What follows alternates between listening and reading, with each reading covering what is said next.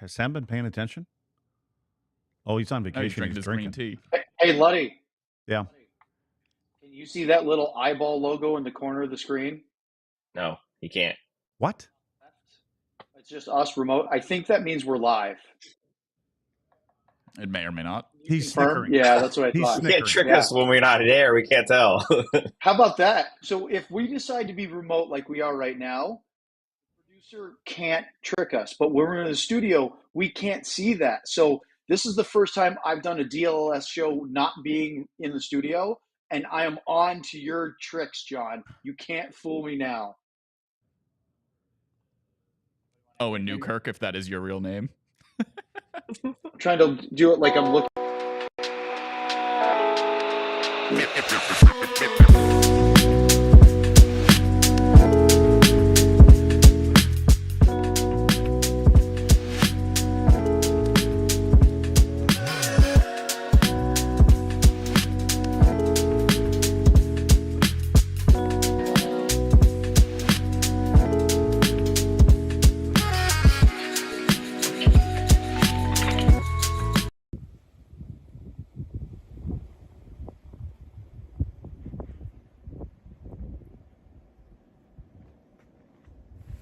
Greetings from chilly Blue Hill, Maine. You know, they say when I arrived, it got cold. So apparently I brought the cold weather from Texas. But that makes no sense. You hear a parrot screaming in the background. It's all nature. Yes, because parrots are indigenous to Blue Hill. But you know what? We're loving it. It's like 35 out. And here's what happened previously on the DLS Dallas Stars podcast. Because I was an astronomy major. That's the real thing. I have no idea what double X or O3 means. I once had a rabbi tell me. This is not a joke, I promise. What if I told you it has a rabbi involved? Yes, but I once had a rabbi tell me a story about how his view of life and everything was good science and good religion tend to meet in the middle. Hey, Sean, look at the screen. Yeah. I think Sam's ready to join the chat.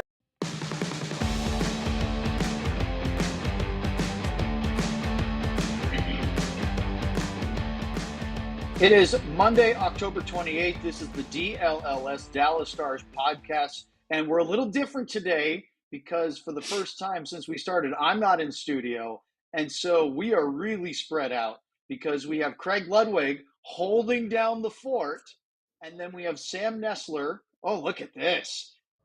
New Jersey. I am the closest to the icebergs of the Titanic in Maine. And then all the way over in Finland, it's Josh and Razor and the Dallas Stars. This is the best map we've had yet, John. I absolutely love it. Excellent. Thank you. You know what? We're here. The sky is not falling. We're ready for another DLS Dallas Stars show today. Luddy, is it weird being all alone in the studio with John? Are you uncomfortable? Actually, no. It's actually really nice. It's about 15 degrees cooler in here too. I guess there's not as much hot air blowing around in here. It's awesome in here. John and I can talk to each other. Then there's silence, and it's beautiful. We could even mute you two without you guys knowing it, and Luds and I could just carry on the podcast with you two blabbering into the ether. So hit mute for just a second. See what happens.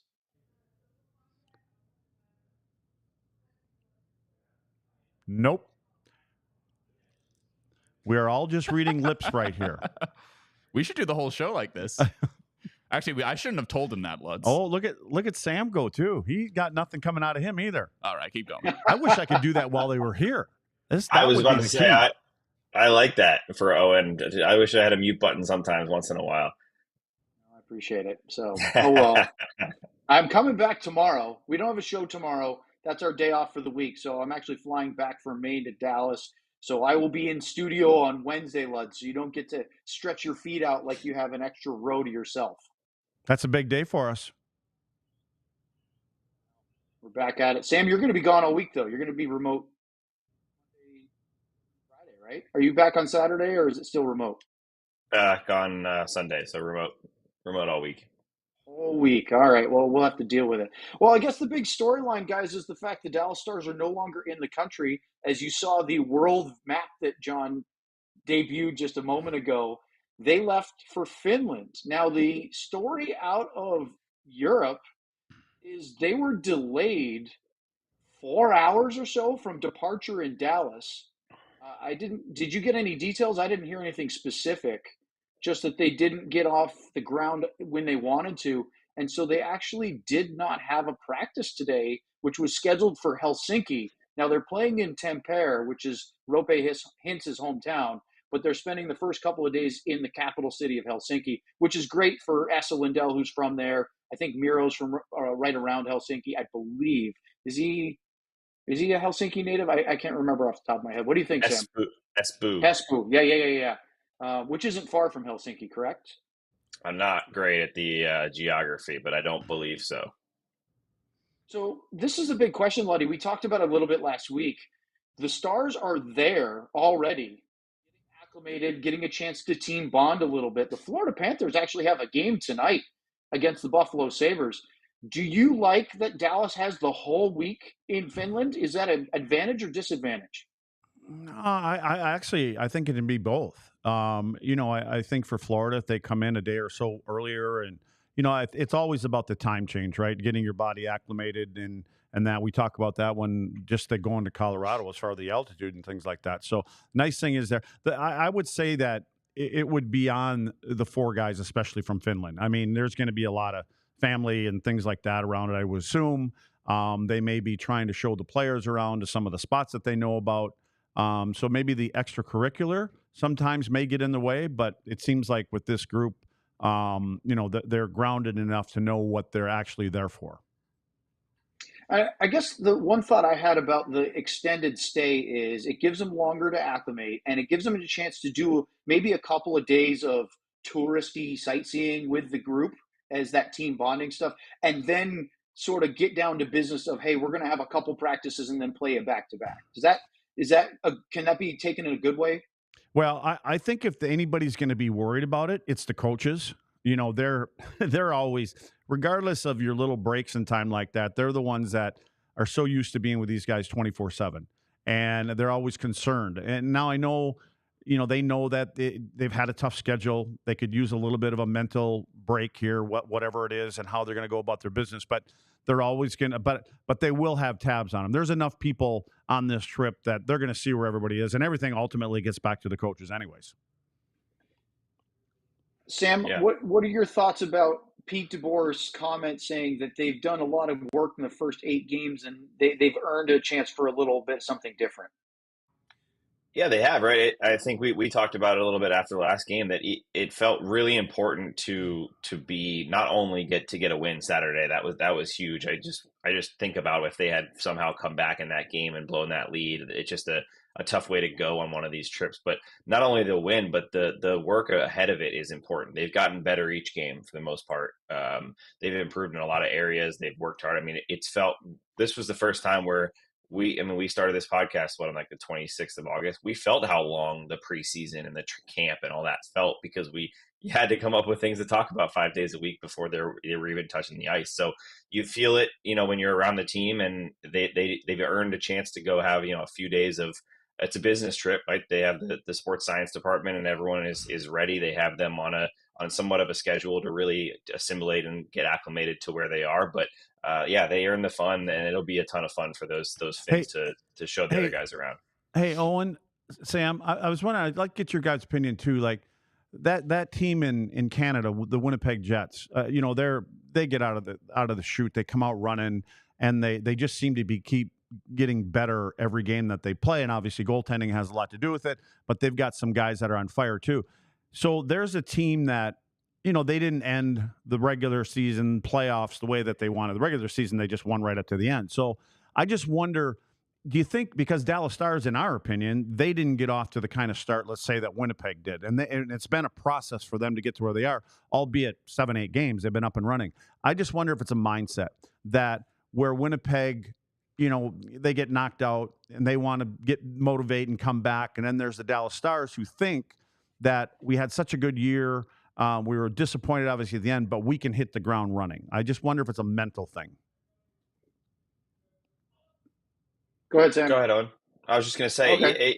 it very much could be, Luds. I think that the entering the season is interesting to me always because we don't know the mentality of certain teams. We don't know, we assume if a team loses in the second round, they're probably disappointed. But there's some teams that make it to the second round and maybe didn't think they could make it there that aren't disappointed. There's teams that want to go further. There's teams that just cracked the playoffs and that was good. Like the Washington Capitals, I imagine, don't finish last season and say that was a complete waste of a season because we lost in the first round of the playoffs. So everyone coming into seasons have such a different mentality, and it's interesting to see the difference between each and what that primary focus is, right? We all know the Stars' focus is not getting, not being able to get right back to where they were the last two seasons is a tough reset. And that's where the Panthers are in a similar situation, right? They did reach the end goal, but they're also a team that can't get right back to where they were before. And Winnipeg Jets, it's just fun to see different teams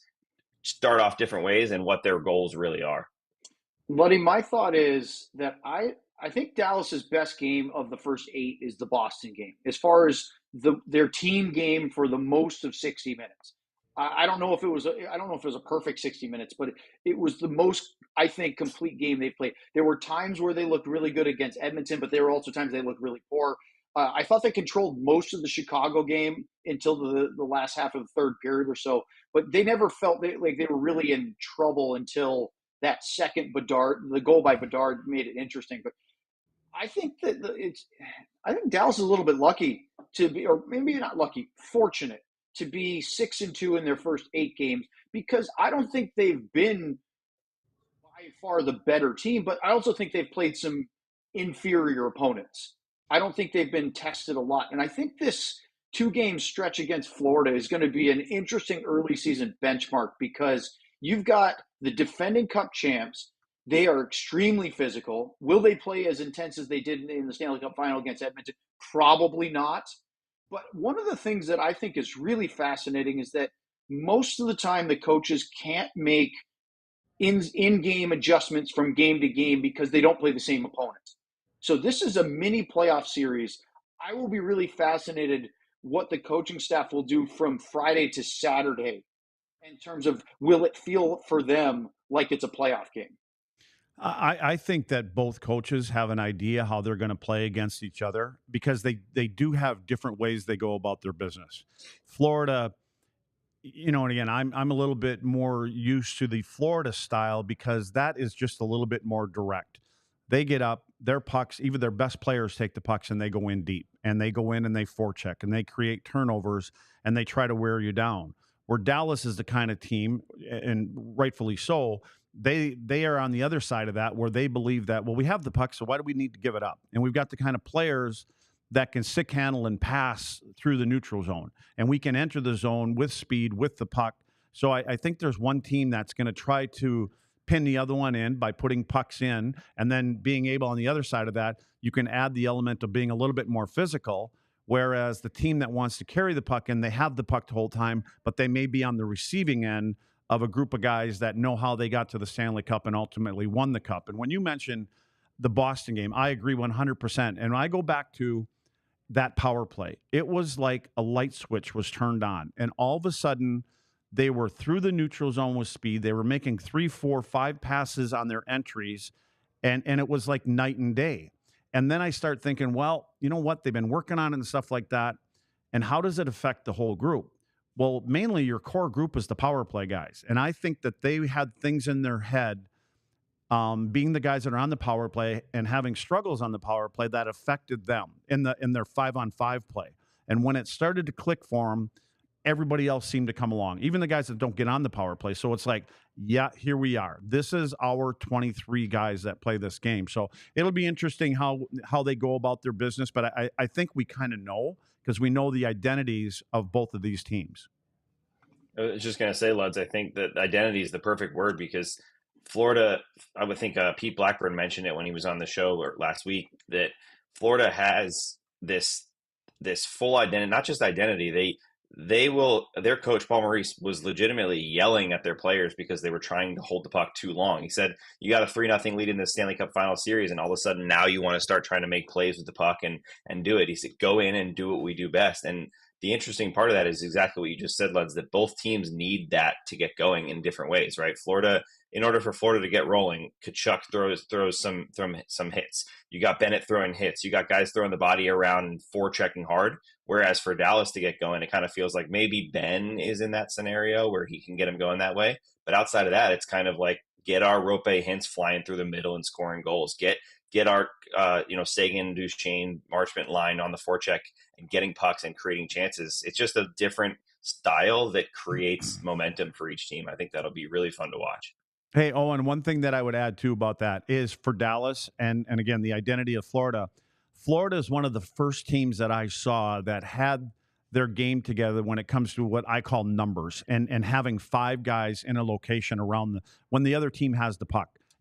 Well, they do it also when they have the puck, but when another team has the puck, they just swarm you. I mean, and they have numbers all in that small area. So it'll be interesting to see how Dallas, if they adjust any of that, or if they're just going to take it and relieve some pressure and just make sure it gets out of the dangerous area in their own zone.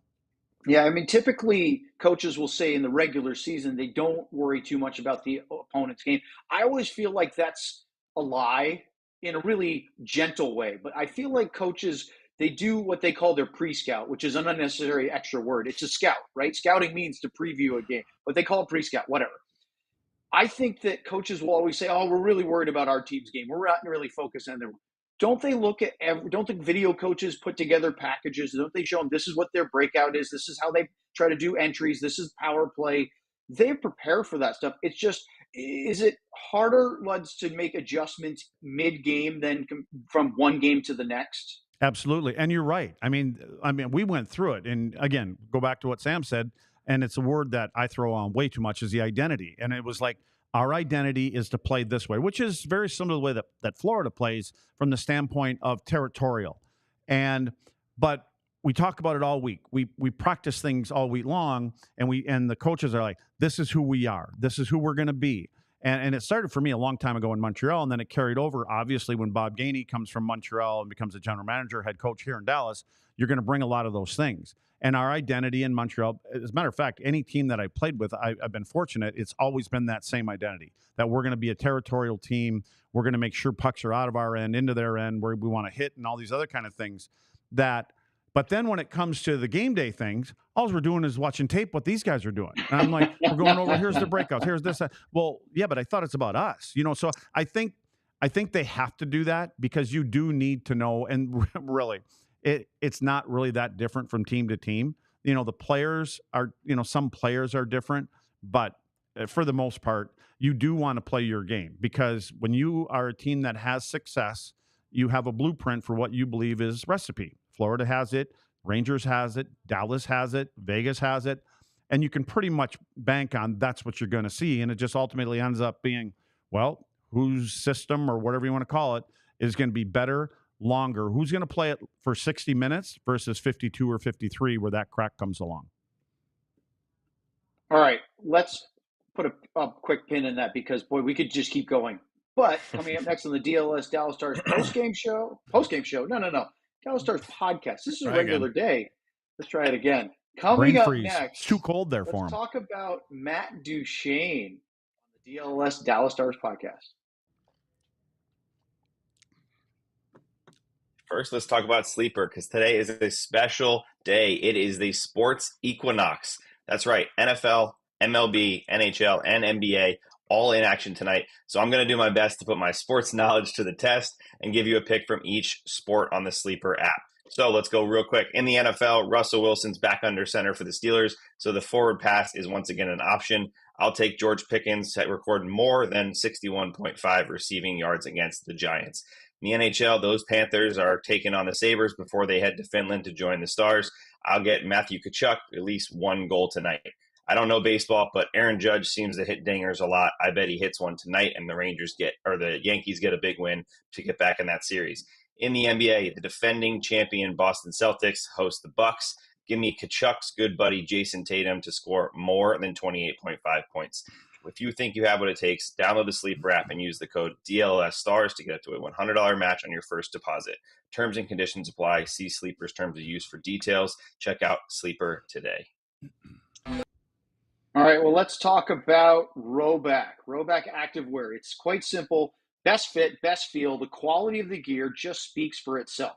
Their performance polos perform better in the heat than any other polo. They're moisture wicking, so the polo won't stick to you, and they have such a nice stretch, you'll feel like you are lounging in your pajamas. Their everyday shorts are perfect combinations for both day on the move, but they also look clean and have a comfortable elastic waistband. Again, perfect.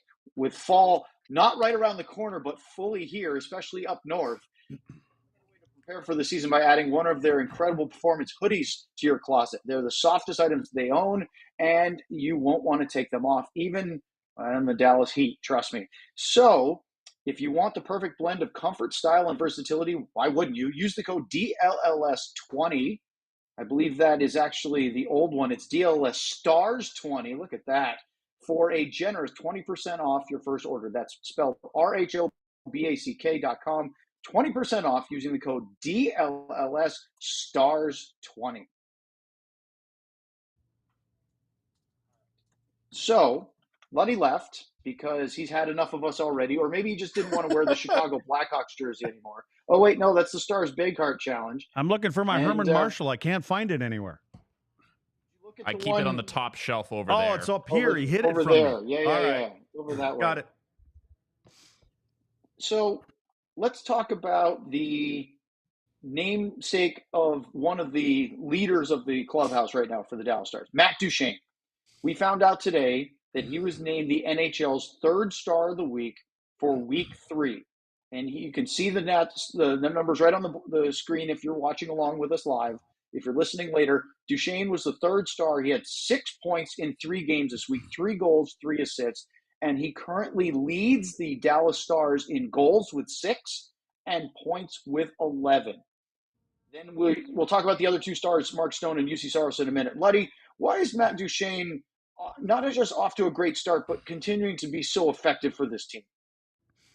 I think it's his consistency. He's been, and it's familiarity. He's got 2 guys that have been riding shotgun with him since it seems like the day that he got here. I think you've got a line that has the right components on each one of them.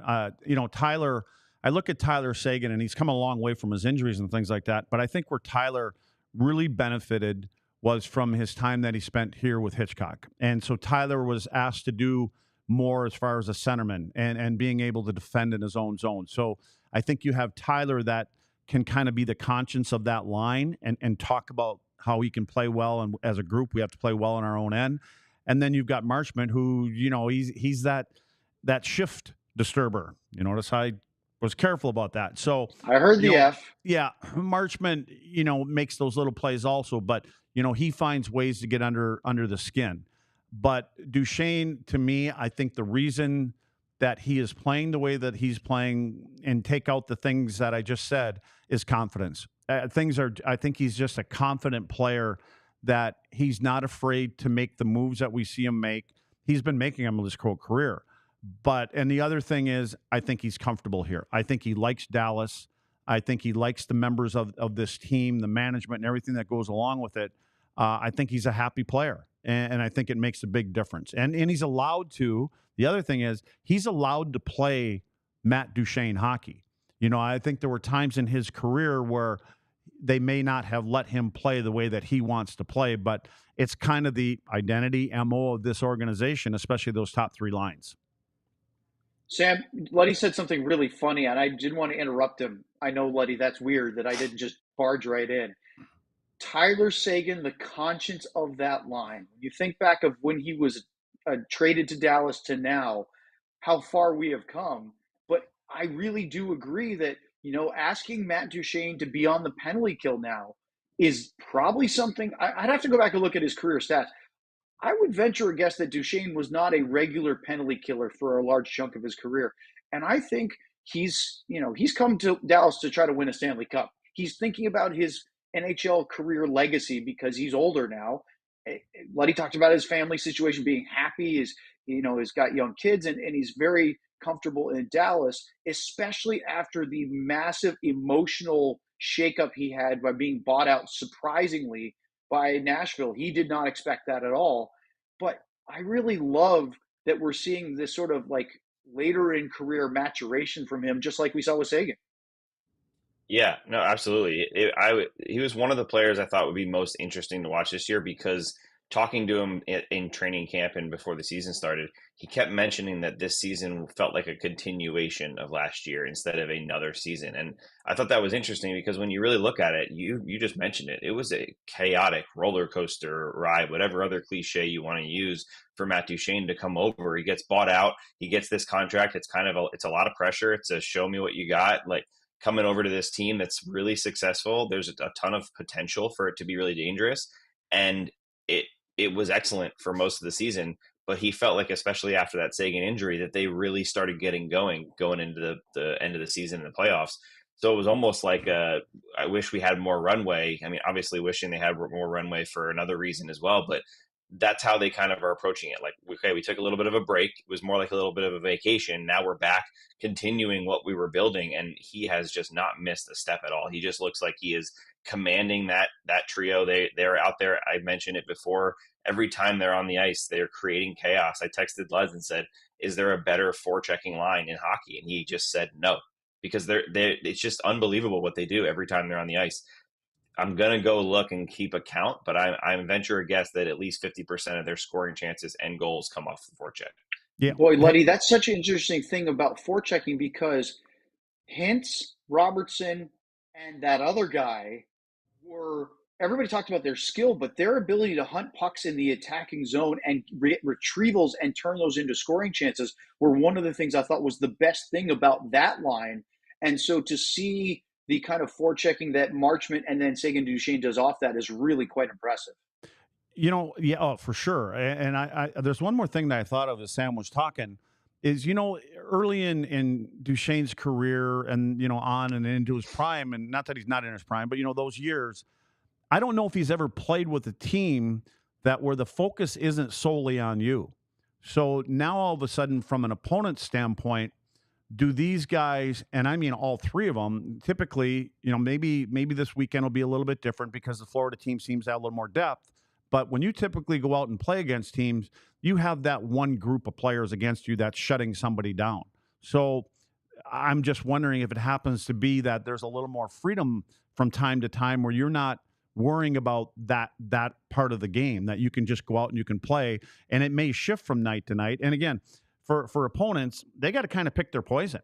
They got to kind of look and go, okay, well, all of a sudden Robo's hot now, so we got to shut down the Hintz line, or whatever it may be, and it's Wyatt and jamiebenn and whoever they play with. But maybe sometimes you get away from some of those hard matchups. Yeah, I think Owen actually was the one who elbowed me during that game on Saturday. When the Stars were, I can't remember exactly when it was, but it was when the Stars were just outchancing. As soon as they got the puck, they were either in the zone still, or they were just fully regrouping and coming right back at them and really were putting the pressure on Chicago. And Owen just elbowed me and said, this is what this team could look like. This is what the 4-line rolling can do when you really get going. And they legitimately looked like they were skating downhill at that Chicago team at that time. And I think it's just really good when you do see it. And you're right, Lutz, especially when you get multiple guys going, right? Because then you can't even say, all right, on this line, let's look at just this guy or just these two guys. Like, every one of them is scoring. Every one of them's creating. And it's really, really fun to watch. I'm about to say the word shift length. And when you go down at the end of games and you go through the shift lengths and take out a couple individuals, they're all the same. I mean, it's 47, 50, 52 seconds. I mean, that's their shift lengths. Now, Duchene had a 2:20 at the game the other night, but he ended up resulting in another goal for him. But that kind of timing and the kind of timing and the players in those top three lines versus an opponent, it's like it's just a wave of people coming at us. Okay, wait now. Marchment creates. I'm sorry. No. That's not why I'm laughing. So, Luddy, on the remote, I can see the comments on our YouTube broadcast right now. Usually when we're in the studio, I don't look at them unless we're in the post-game show because it's distracting, right, from our comments. So Ardell did a super chat. He gives the old, I guess would be Dumbo Marchment. I was going to say that Ludwig again, but go back. Ludwig, okay, thank you. He did Ludwig Marchment. Marchment creates chaos. 95 thrives on that chaos. And we should probably talk about this, but I was just skimming the chat, and there is an unbelievably hilarious line from Ardell that says, Sam's apartment is much like his sack, unfurnished. That's how he rolls.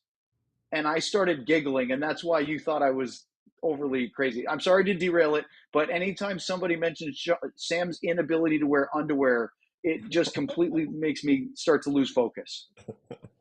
Thanks, guys. Feels good. I feel like that means something else in this context. To say that Sam's business is unfurnished. I feel like think he means. I think he means the room he's sitting in is. Also, this is not my apartment. He does. This is my girlfriend's apartment. And there's furniture everywhere. You're just only looking at the bed. Where am I going to put furniture back here? What are you going to hang something on that closet? Why don't you get off your wallet and buy her a picture or something like that to hang up on the wall? They're all on the walls. There's a TV over here. There's pictures over here. There's a dresser. You guys are just looking at. See, I got a hammerhead. She even got me a hammerhead shark. What is that? Big Bird underneath the pillow over there? I think it's a bee. I think it's a bee, right? Look at this thing that she got me though. Oh my god, that's amazing. I'm just going to keep my mouth shut. I'm about 3,000 miles away. Yeah. All right. That's look, we could talk about Duchene more, and we probably will. He's been fantastic. But let's get to our next segment. We have a really interesting thing that Luddy brought up that I think we should talk about, because up next, AHL MVPs. Do they really become NHL mainstays? That's next on the DLS Dallas Stars podcast. But first, let's talk about some important things in life. Your cooler. Rugged Road is dedicated to creating innovative and durable outdoor gear for adventurers who demand the best. Our products are designed with the highest quality materials and craftsmanship, ensuring they perform in the toughest conditions. Whether you're on land or water, Rugged Road gear is built to accompany you on every adventure. Crafted to handle the toughest environments, their coolers are built to last, ensuring they can keep up with any adventure. The coolers are guaranteed to keep their contents cool for up to 7 days. Perfect for a variety of outdoor activities, from fishing and tubing to camping and tailgating. These coolers are designed to meet the needs of every outdoor or sports enthusiast. So, gear up for your next adventure with Rugged Road coolers. Reliable, durable, and built to be used, Rugged Road is your ultimate outdoor companion. So head to ruggedroadoutdoors.com and use the code DLLS for 10% off. Boy, Luddy, no distractions. You were flawless. Well done. Let's talk about Shady Rays. Get ready for the season ahead with quality shades built to last. Our friends at Shady Rays have you covered with premium polarized shades that won't break the bank. As you know, Shady Rays is an independent sunglasses company offering a world-class product that's rated 5 stars by over 300,000 people. Their shades have durable frames and crystal clear optics, making them the perfect choice for all outdoor adventures. Plus, if your shades ever go missing or take an unexpected hit, don't sweat it. They have the most insane protection of all eyewear. Every pair is backed by lost or broken replacements. So if you don't love your shades, exchange them for a new pair or return worry-free within 30 days. There's no risk when you shop. Their team always has your back with personal and fast support. Exclusively for our listeners, Shady Rays is giving out their best deal of the season. Head to shadyrays.com and use the code DLLS for 35% off polarized sunglasses. Try for yourself the shades rated 5 stars by over 300,000 people. All right, Luddy, I actually wonder if you want to set this one up. I could do it, but this is your idea, so I don't want to take it away from you. Mavrik Bourque, a popular topic of conversation, because I saw fans when we announced on Saturday morning that he was coming back into the lineup and Oscar Beck was getting healthy scratched after the 2 flip-flops for the game in Boston. They were saying, oh, that's a bad coaching move. Beck played great. Don't take him out of the lineup.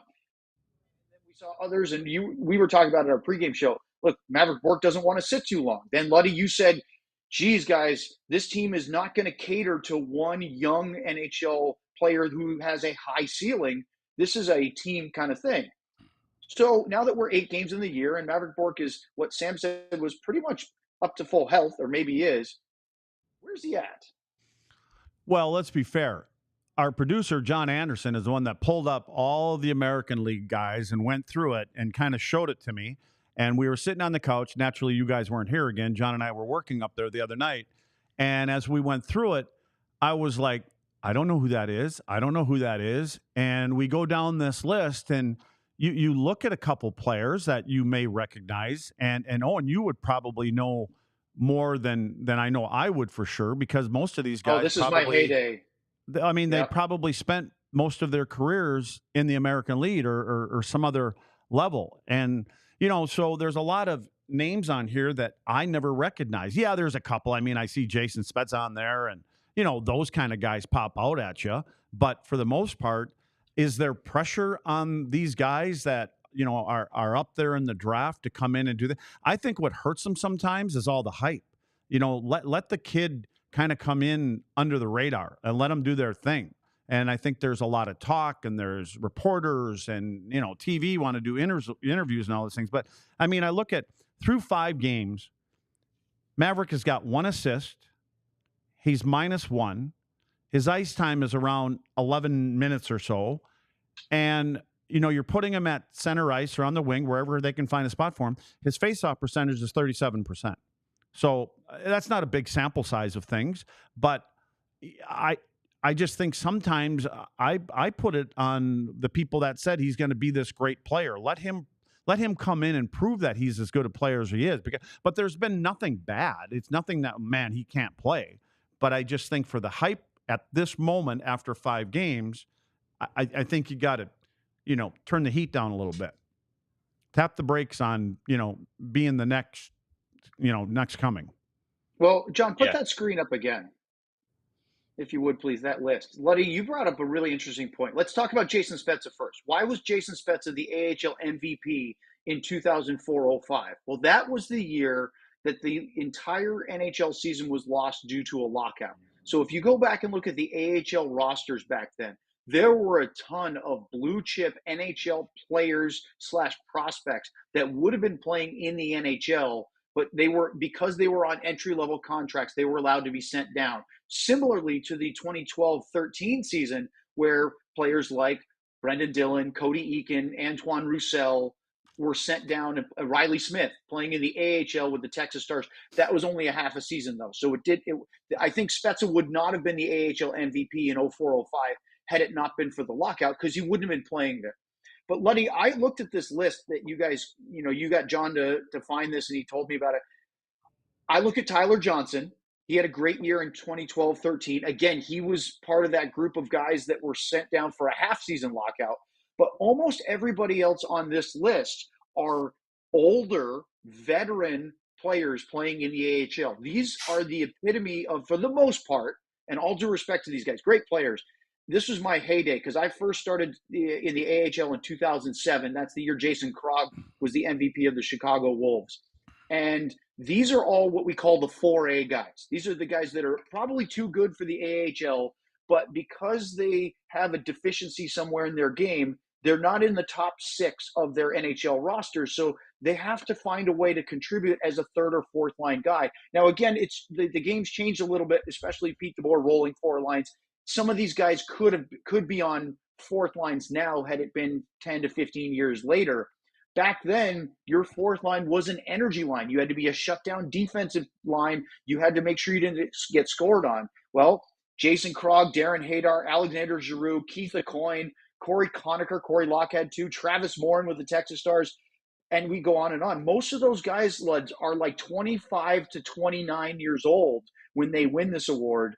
The difference is, if you look at the bottom on the right, Dustin Wolf with Calgary, who is now on the Flames NHL roster, and Mavrik Bourque. Those are 2 young guys winning much, much younger than almost everybody else in this group is. And I find that trend really fascinating, because I don't think it says anything negatively about Mavrik Bourque's future potential.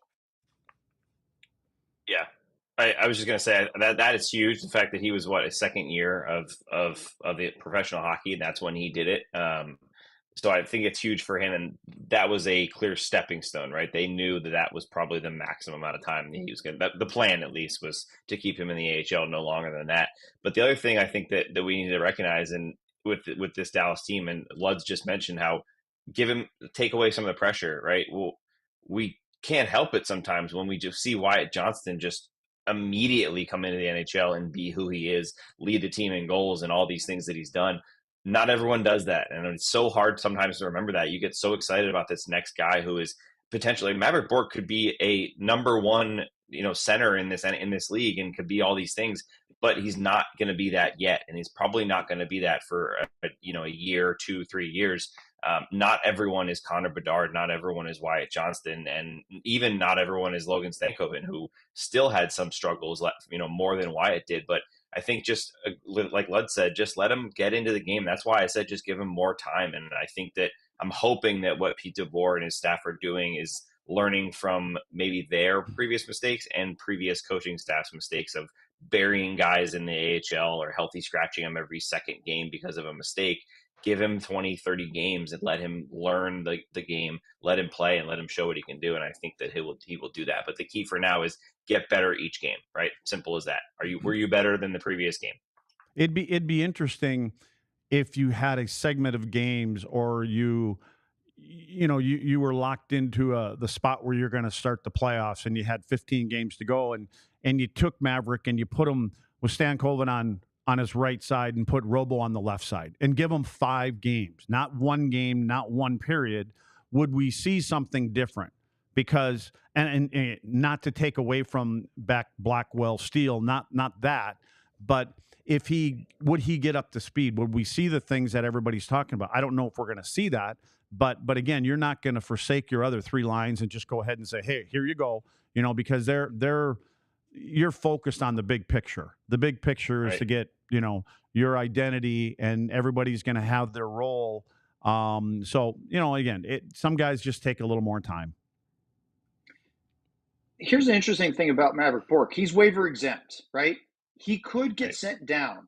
I'm not saying he should, and I'm not saying he will, but if they have to, they could, and it wouldn't necessarily be a major loss for him. Now, look, he doesn't want to. He wants to be in the NHL. He wants to be playing and getting better and developing and thriving at the top level. But remember, Roope Hintz had to go up and down a couple of times before it finally clicked. Jason Robertson, Jake Ottinger, guys never like going down, but then they go and they deal with it. You mentioned Stankoven already, Sam, and those are great things. Wyatt Johnston is the outlier, right? It is not normal for a teenager to join the NHL, play well, avoid hitting a wall, keep getting better, and then in your second year lead the team in goal scoring. Like that's really ridiculous. So I think there's a couple of comments. One El Guapo mentioned that they were spoiled by Wyatt and Stank. Wyatt even more so. Stankoven had a little bit more of a seasoning playing last year in the AHL, and it was good because he learned that at the pro game. And Luddy, this is a big thing. You go from juniors to pro, not even NHL, but just pro, whether it's ECHL, AHL. We talk about this a lot. The amount of time you have diminishes. And the AHL is a pretty chaotic league compared to the NHL. It's a great league, right? But the ECHL is probably even more scrambly. AHL is better. NHL is a lot better that way. So Stankoven had to learn to get his shot off with a little less time. He had to make plays knowing that guys were going to close those gaps a little faster. And to do that for 60 games or so without having to have the NHL pressures, there's still pressure in the AHL, but to not have to do it with the NHL pressures, I think was really good for Stankoven's development. He was much more ready to play when he got called up late last year than he would have been if they had tried to put him in the opening night roster last year. And so Bourque had that same seasoning. But look, this is pressure, right? It's not like Bourque was in full mode like he was 60 or 70 games last year and joining the team. I think this is going to be a little bit slower of a rise than Stankoven. I agree, and I don't recall hearing anybody or any scouts or anybody within the organization or anybody else comparing him to anybody up on this roster now, whether it's Wyatt or Stank or whoever it was. So, when we always talk, if you go from college to a junior team and a junior team to the American League and American League to the NHL, it's always going to be easier at the next level because players are in the right spots a little quicker and they know how to get there, and so. Maybe, where he was that guy for that moment in time, right? Now, defending players are in the right spot and the right time. So the time that you had at that last level isn't here. And when you mentioned about being sent down exempt, wouldn't again, I know you don't want to take confidence in, but wouldn't this be the time? I have no idea what the Texas schedule is, but you have a whole week here where you're going to travel over and you're playing the Stanley Cup champions and you want to win those games. Is he going to get 18 minutes this next weekend playing out there? Maybe he will. Who knows? But wouldn't this be a time possibly, or does he want to get more, everybody around him want to get more integrated in the NHL, the travel, all those kind of things, which nothing wrong with that either. But depending on what the schedule would have been, maybe this was a time that he could have, got in 2-3 games and have great games and get a little confidence coming back.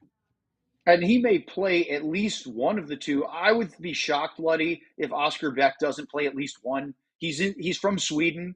To not have a guy that's been playing well play at least one game in Scandinavia. And again, I know I don't know if you guys want to get into the weeds of geography. There's an argument that Finland is not actually part of Scandinavia, that's more Sweden, Norway, and Denmark. But aside from that, the Northern European locale is still such that Oscar Beck would be heartbroken if he doesn't play at least one of these games. But I'll bet you Mavrik Bourque plays at least one of these games as well. However, Luds, you bring up the Florida Panthers earlier. They're a heavy grinding team. That kind of sounds like Oscar Beck's cup of tea, doesn't it? 100%. That's why I just wondered if this would be a time, to go back and get some minutes and play 20 minutes a night for 3 games, depending on what the schedule may be. Can we pop up that picture one more time of the world or the water and all that stuff that's on there? The world. So I'm looking at Josh up there in the top right. He needs to get outside a little bit more. Like, he's in the right place to be that pasty, eh? Yeah, he needs a little sunlight. We got to get Josh a sun lamp or a tanning bed or something outdoors. I'll tell you, that's tough. Luds, 2 points for you. The Texas Stars I believe they play 2 games at Colorado this coming weekend while the Stars are in Finland. So he would get 2 games if they did decide to send him down. The only point I want to make is going to now. Yeah, no, I just meant if that was the plan, that's what it would have been.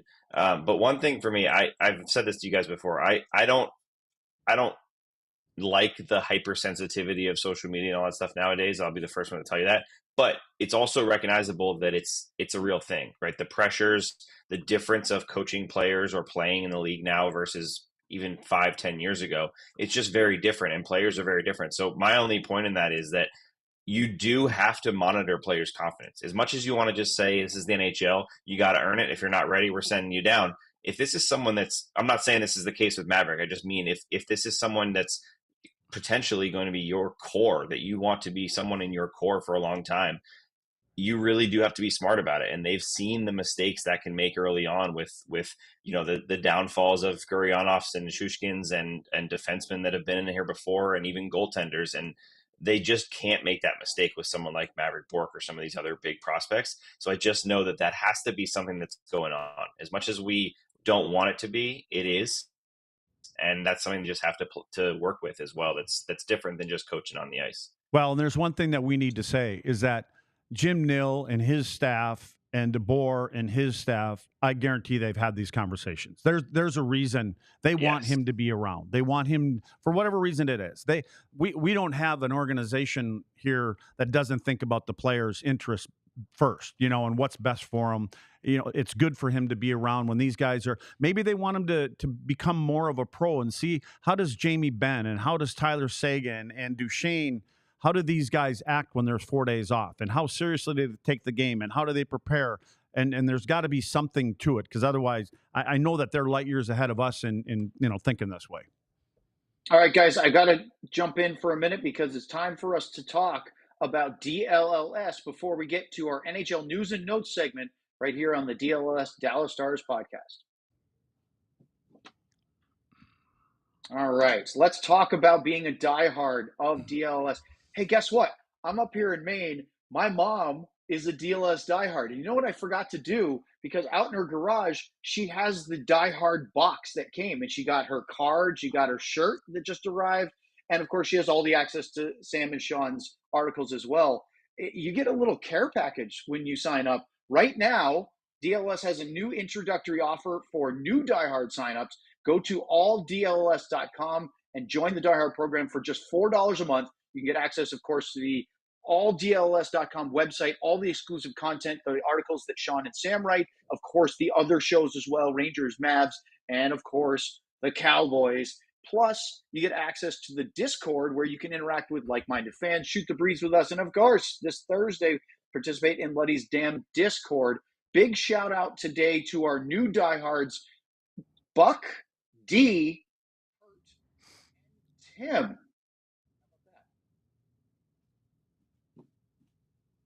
Nothing? You guys Is this don't have called anything to add radio on that? silence right now? Oh, I think your you audio cut was out. I cutting think in you and out. you cut out at the end. I didn't hear. We didn't hear you. We missed the third name of the diehard, and then whatever you said after that.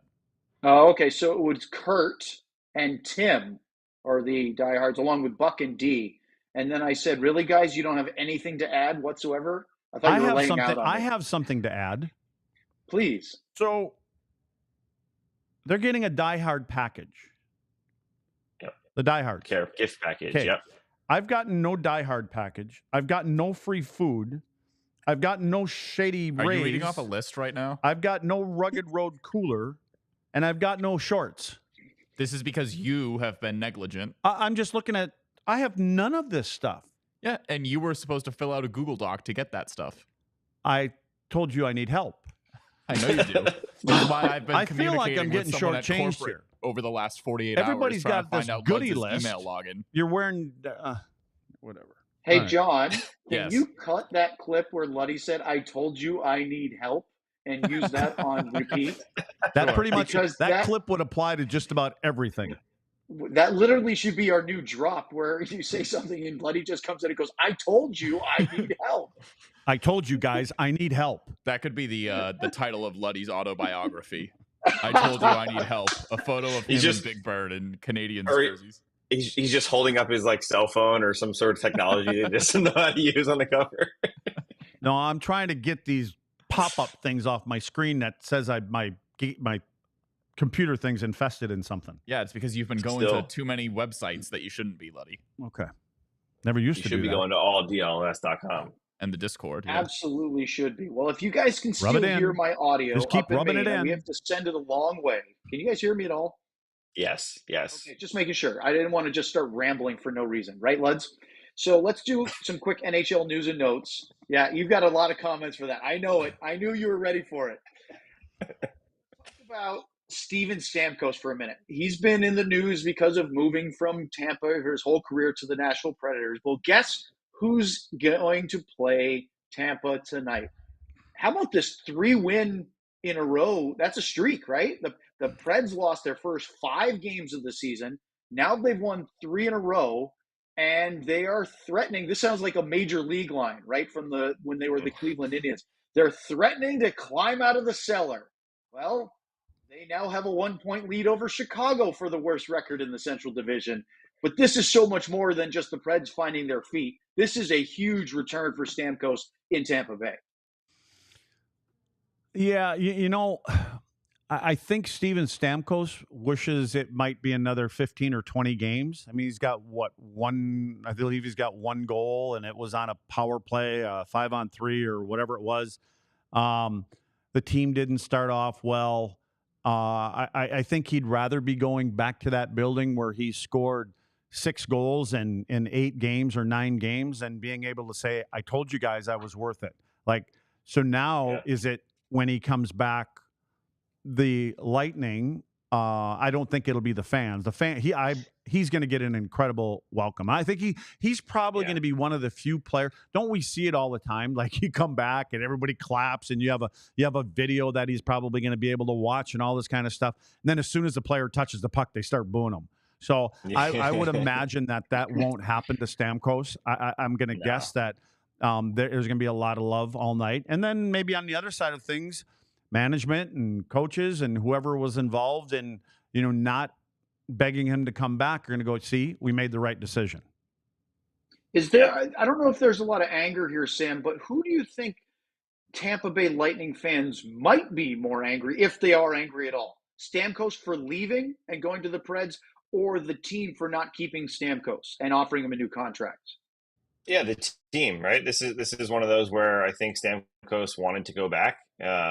He mentioned multiple times that that's where he wanted to be. So this isn't one of those where, like, the guy got offered 4 by 12 million and is saying no because he wants to go try to win somewhere else. This is a team he's already won on. He just wasn't offered what he needed from the team to stay there. And this should be one of the bigger video tribute, long ovation, couple circles around the ice, I think, for Stamkos. He's a longtime captain, brought some cups there, brought one of the most dominant teams we've seen in recent history in the NHL. I think it'll be a big moment for him, and I do see him hammering a slap shot tonight past the goaltender. Well, the next bit of news is that, let's wait on the Maple Leafs for a minute. Oh, yeah, I guess we can. Jake McCabe signed a big 5-year contract extension with Toronto as the defenseman, $22.55 million. That's an AAV of 4.5 for the blue liner. He's in the final year of a contract that was $4 million AAV, so now he gets about $500,000 a year upgrade. And he would have been a unrestricted free agent after this year. And I will lump that in with the fact that the Maple Leafs are in Winnipeg tonight. Luddy, we talked about the Jets briefly before. 8-0, the only unbeaten team left in the NHL this year. It's the Winnipeg Jets. For McCabe, I'd say generous. I'm sure they think it's fair, and I think a lot of that stuff is probably factored in where you're playing, cost of living and taxes and all that other kind of stuff. So, good for him. I think that what they're trying to do is they're trying to figure out their blue line and not so much for the 82 games, but for, that second season, that the important time. Yeah. And they believe that he's a guy that can add that element back there. But an interesting game tonight. I can see this game. Hellebuck, I guarantee you he's playing, right? And I don't know that, but I would imagine. I like that you guarantee and then immediately. Yeah, well, it's kind of an I don't know guarantee. It's a guessing guarantee. And it's nice when you're in that building, especially in Winnipeg. There, the fans will find somebody to get all over. And but I think it's an important game for both of them, isn't it? Yeah, I think it's an important game for Toronto to kind of get. Where they want to get back on track. They're playing against the best team in the league. And then I think for Winnipeg and that city, it's a big game because it's Toronto. I just want to add, I was not a believer in Winnipeg, and I still don't think this will last throughout the year. But I said the same thing. I don't remember if it was last year or 2 years ago. I said, Winnipeg everything just seems to be crashing, and the sky seems to be falling. The sky is falling. the sky seems to be falling, and legitimately each time they've gotten off to a great start, and new coach doesn't matter. They just seem to have it going for whatever reason outside of goaltending, and there may not be another reason. Their big thing is the playoffs. Didn't they reel off like 10, 15 games at the end of the year again? They were on some crazy stretch. Their big thing is getting over the hurdle in the playoffs as far as Winnipeg goes. Well, Toronto too. So I'm actually going to look at that real quick, Luds, because I want to get the number right. The final standings, the Winnipeg Jets won their last 8 games of the season to finish in second place in the Central last year, which means they have won 16 in a row, but they crashed out really pitifully in the first round against Colorado. Yep. And so that is yes, they've won 16 straight regular season games overlapping from one season to the other, but they have to be super motivated with the whimper that they went out on against the Avalanche. Yeah, that's for all teams that have those great years, and they end up with a ton of points, and then they get knocked out in the first and second round. It's been Toronto's. How many years has it been for Toronto that they don't get past the second round? 40? I don't know what it is. As a non-Leafs fan, I just love cheering to watch them suffer, and I don't know why. Because, I guess maybe I grew up a Boston fan, but there's something about such a passionate, huge fan base like Toronto. And I hate to say this because it sounds very mean-spirited, but I kind of take a little joy in watching them get knocked out by the Bruins or, fall short of expectations. So do I. Don't you, Johnny? It's just tragic sweet, since I believe it's 13-19 in this last season.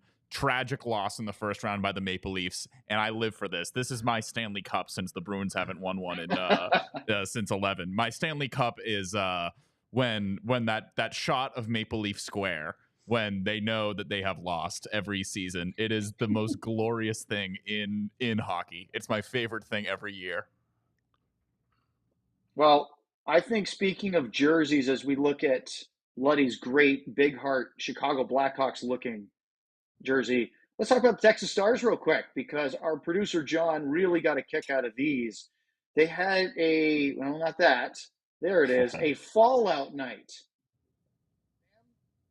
You guys want to talk about Fallout? Because I would not be able to do it justice. But they do theme nights, 4 or 5 times a year in the AHL. They'll actually wear these and then auction them off. The NHL, you can only wear them during the warm-up, or you used to be able to. I'm not sure. I wonder if they did away with warm-up jerseys. I think that might be a thing. Anyway, I'll get back to that. But what do you think about this Fallout? Yeah, I absolutely loved these, and we're sort of in the movies is a separate discussion, and so Owen and Luds, I don't know how aware of this you guys are. We're in a golden age right now of popular video games being adapted to whatever you just did, Owen. My voice is coming out back at me now. All right, we're good. We are in the golden age of video games being adapted to shows and actually doing well, as Luds tunes out from the conversation. But we had the Last of Us hit a few years ago on HBO, and now it's coming back next year. And Fallout really knocked it out of the park on Amazon Prime earlier this year as well. So, and I know Sam has played the video game to some degree. I was a big fan of those games. I beat them to death, like 100 hours easy. I was also a teenager, so I wasn't doing anything. I had yet to discover booze or women, so I was still gaming all the time. But I absolutely loved these when I saw that the Texas Stars did this. Yeah, the only thing I want to add to that is if you haven't seen them, just Google them. I know they did a Cedar Park one that was like Jurassic Park theme that was super cool. They've had a ton of really cool ones and some really, really ugly ones that are also hilarious. So just go ahead and Google, and I'm sure there's a list somewhere out there. I think it's really cool that they can wear them for games. I do not think the NHL should ever do that, but I think it's cool. They've done, sorry, my AirPod, one of them just died, so that's why your audio went funky. I had to get out the corded ones just to finish this off. They do a Star Wars theme one. They always do military appreciation, I think they did Harry Potter for a while, but those are fluid, right? They cycle those things out after they feel like the run has been enough, and the Fallout or the Jurassic Park one is now sort of a next wave, and they do a really good job down there. And I'm not just saying that because I worked for them for a couple of years, but look, the AHL is not the NHL. It's much harder to get a good crowd, Luds, for a Tuesday night in the middle of the high school football season, or even a Friday night than it is in Texas than it is. You can fill the AAC on a random Tuesday with just about any opponent in the building, especially with how good the Dallas Stars have been. I agree. He has nothing to add. He asked you a hockey question, at least, Luds. I know you were checked out at that point. What was the theme of those jerseys? I like the jerseys. What is there some kind of theme? Something behind it? It's a video game. It's a TV show / video game. Oh, I thought maybe it was the Fallout Boys, the band. No, that would be Fall Space Out Boy, singular. Fallout Boys. So they did not know Fallout Boy. There's no S.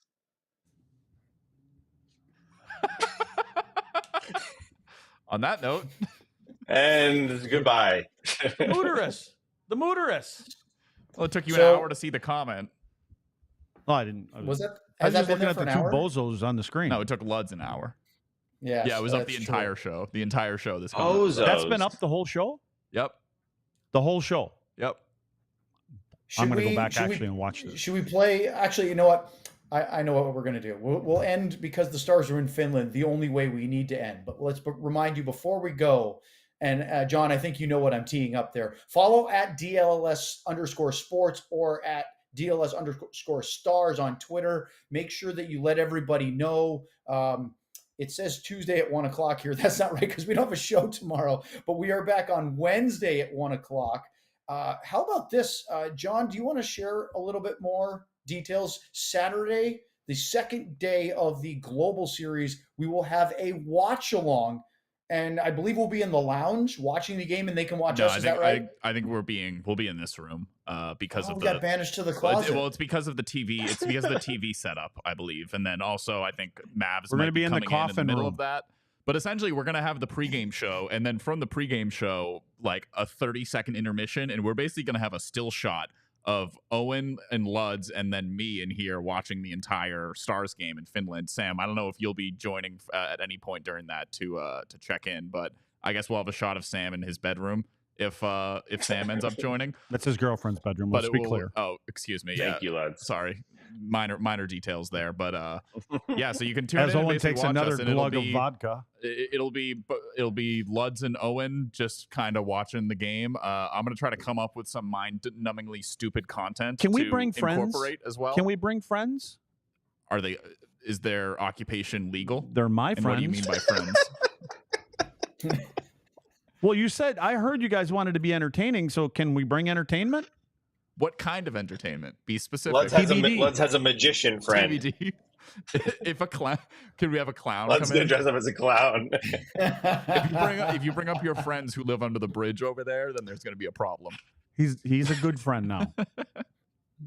All right, somebody please close the show. All right. Well, hey, thank you very much for joining us today. We will be back actually in studio for me on Wednesday. We have a show at 1 o'clock Central Time. Luddy and I will be in studio. Sean will be here remote. Sam will be here remote. We are going to talk to Robert Tiffin. He's going to come in for a segment on the ground in Finland to let us know how the Global Series buildup is going in Helsinki. And I don't know if he'll be in Tampere yet or not, but we'll get into that.